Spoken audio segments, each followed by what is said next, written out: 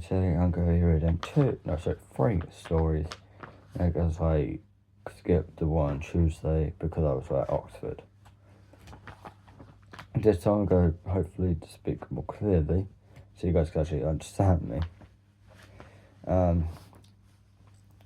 So the first one, the first story is called The Lighthouse. Okay, and here we go. The waves bash against the lighthouse as the wind whistles. As the wind whistles ferociously against the house. The house starts rocking on its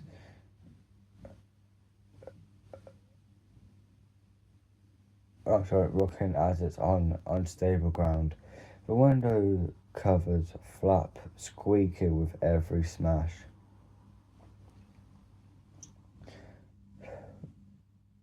The water has no intention to stop, hammering the unstable cliff. The water covers the rocks, and the light beams around. A man jogs quickly towards the house as rain pours over them. They start trying to open the door, but can't, so they climb through a window and search around the dry, quiet, and creaky house. They find a fireplace and light it. The warmth becomes comforting. As the man gets comfortable and distracted, a figure walks past the window, leaving a gash of wind behind them. The figure creeps around the house as an oblivious man relaxes by the fire. The figure taps on the window with their fingers, making the man's skin crawl. Okay, the waves start again, beating the cliff, which distracts and puts off the man. He looks away out of the window and watches the waves with a sense of joy and relaxation. Whilst this happens, the figure crawls through the window in the roof and quietly searches the whole top floor and attic. After searching, they found useless junk such as a rope and fishnets. They walk down the stairs carefully into the living room, and they spot the man and hide. The man walks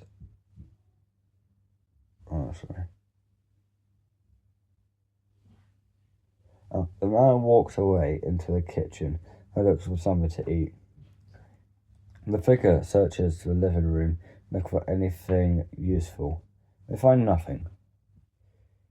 The man walks outside to search for food and resources, so he goes up the winding stairs and walks to the top of the lighthouse, getting flashbanged by the torch. The figure searches every spot of the house, inside and out, seeing electrical wires attached to the power source outside. They find a shovel forced into the ground and picks it up, walking to the lighthouse where the man is still searching, and the figure finds a saw and walks up the stairs after picking it up and knocks the man out. The figure ties up the man.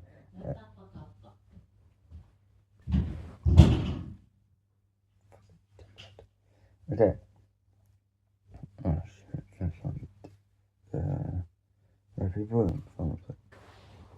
So the figure ties up the man and cuts his arms and legs off and wakes him up before kicking his tied up bloodstained body and kicks them off the edge. The man lands on a sharp rock jabbing his head, shining jabbing his head, shining the rock and water. Oh, sorry, staining the rock and water. Sorry, can't read my own handwriting. Okay. The figure walks towards the house and sets the house on fire from the electrical wires and disappears without any other trace. That is story 1. Okay, now to story 2. It is called The Train Station. The old train station was packed when I entered. I walked around searching for my platform. On the way, I found a restaurant and my stomach rumbled. I walked in and sat down. I was served shortly after by this creepy woman, but I thought nothing of it. So I just ordered my food and drink and waited.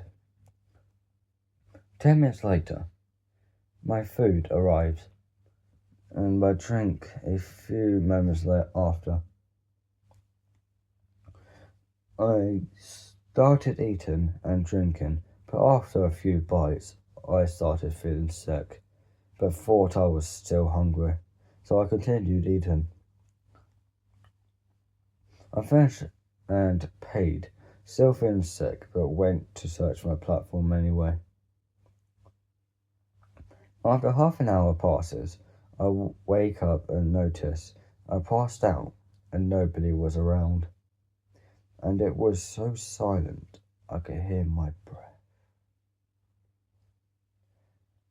I started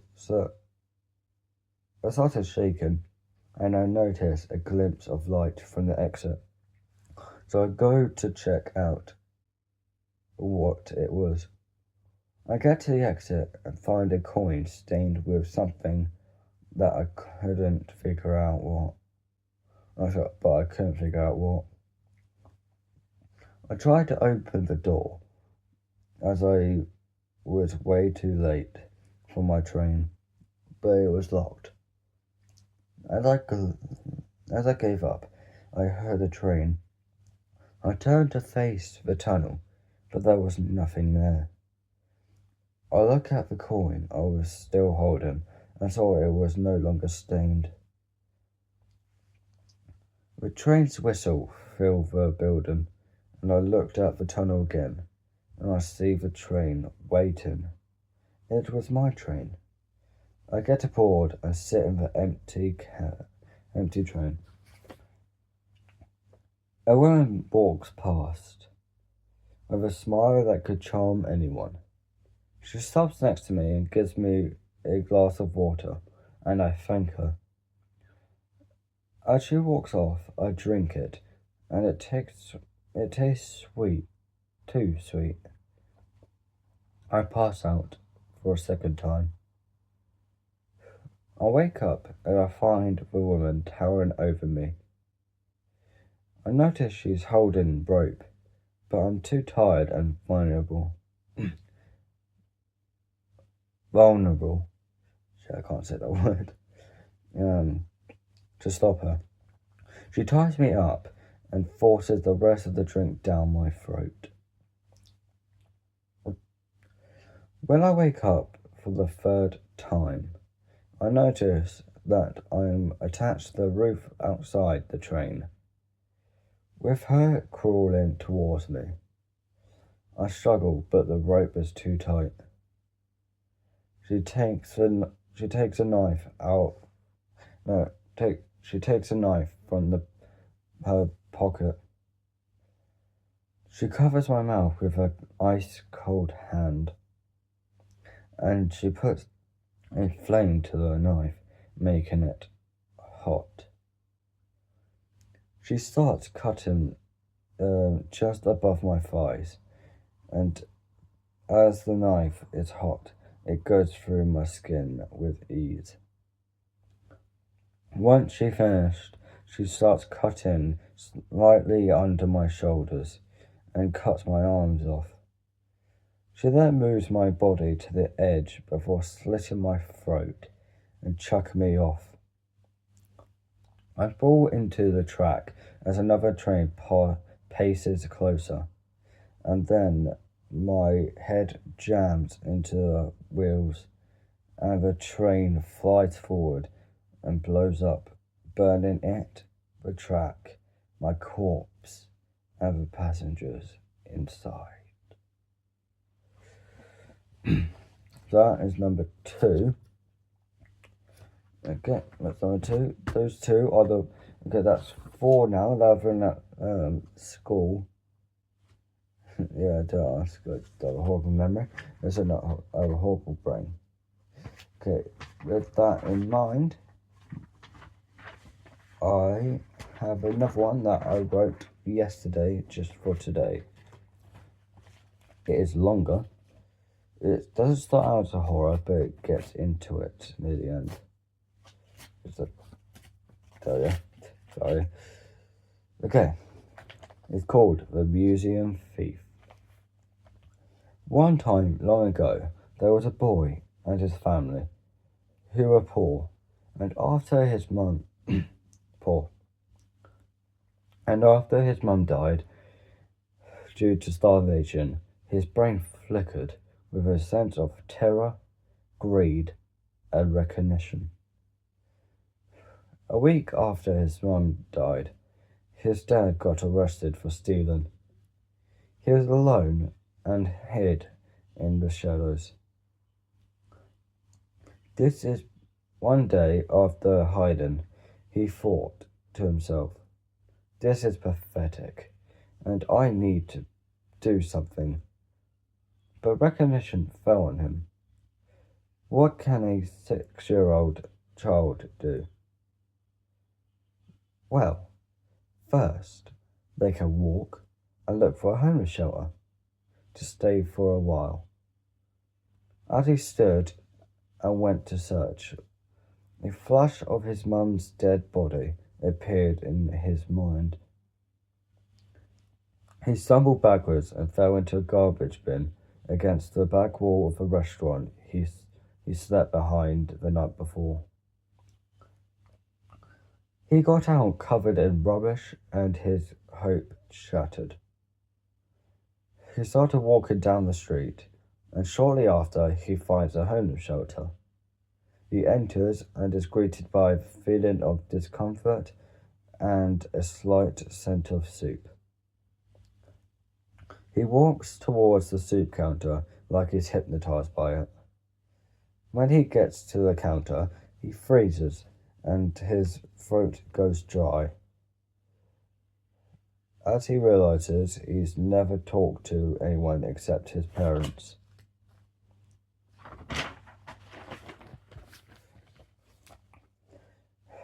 He manages to force out, "I am here. Can I get a bowl of soup, please?" The volunteer greets him and gives him the soup with a forced and placid smile. With shaky hands, the boy takes the bowl and searches for a place to eat. He spots a quiet, dark corner and heads over. He's abruptly stopped by this grown man. The man introduces himself as Jake and asks for the boy's name.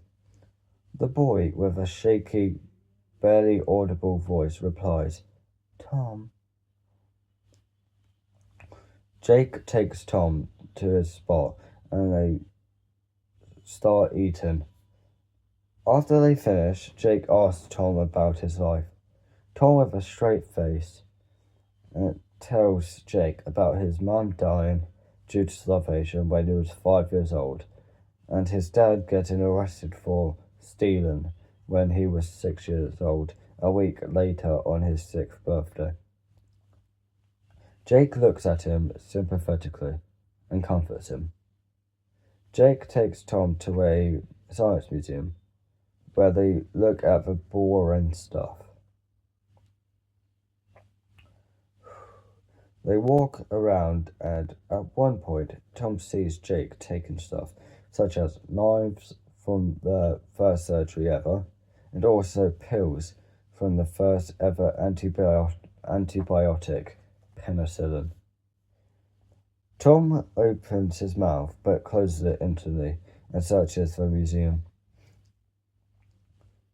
He starts reading the scientific names of stuff and descriptions, but falls asleep halfway through the first thing.